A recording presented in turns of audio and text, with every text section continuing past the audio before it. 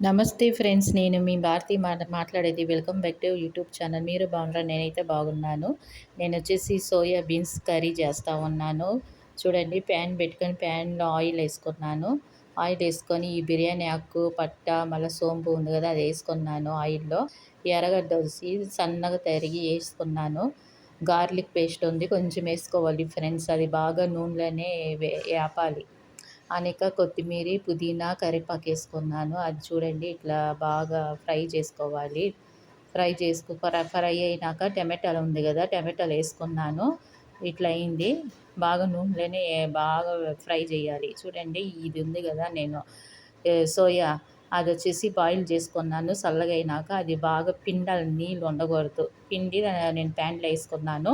ఉప్పు, కారము, ధనియాల పొడి, పసుపు, మళ్ళా వచ్చి గరం మసాలా ఏసుకొని కొంచెం వాటర్ పోసుకున్నాను. చూడండి ఇట్లా ఉడకతా ఉంది.